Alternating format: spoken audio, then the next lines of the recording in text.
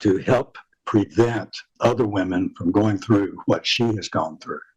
1 year. That's how long it's taken for one woman to get DNA results after she says she was raped by Cleotha Henderson.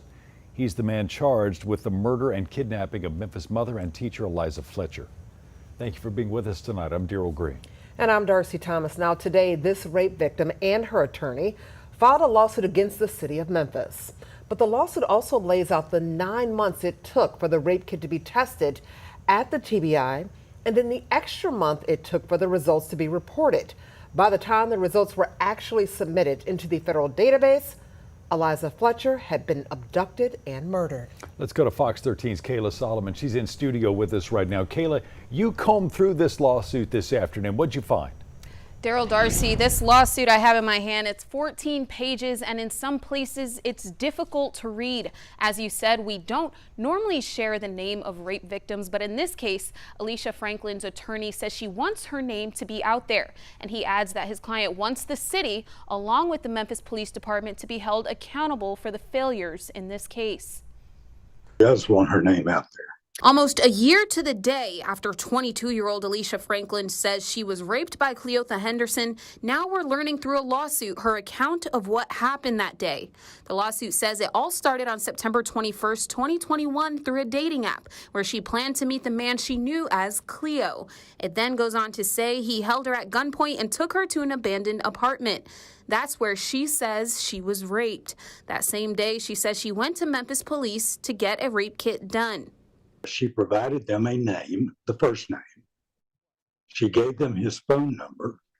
She gave them the dating app site, which the police department has special access to identify participants in that. Gary Smith, the victim's attorney, says this was not the only information that Memphis police failed to follow up on. He says, according to his client, this rape happened in the same neighborhood where Henderson's last address is listed. Typical investigation of a crime scene, whether it be rape, whether it be murder, or some other crime, one of the primary investigative techniques is to canvass the neighborhood. They did not do that. And here he was, basically next door. And he says days later, Franklin was brought in to look at a photo lineup, which he says was also botched.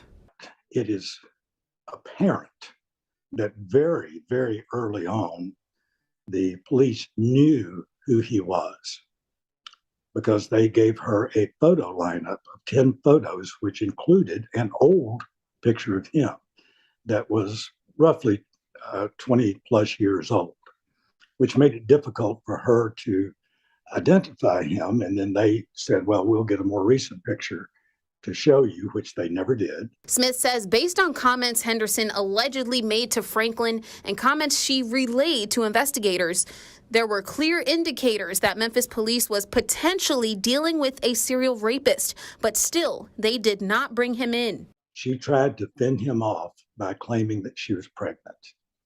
And he responded, and I'm going to clean up what he said, but he said, that is what all of y'all always say. The clear implication being that there were other rape victims who tried to use that defense mechanism, and he did not believe it.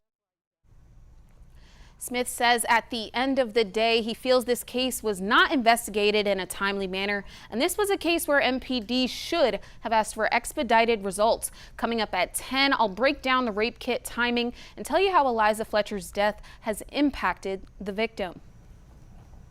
That's Fox 13's Kayla Solomon reporting for us tonight. Thank you so much, Kayla.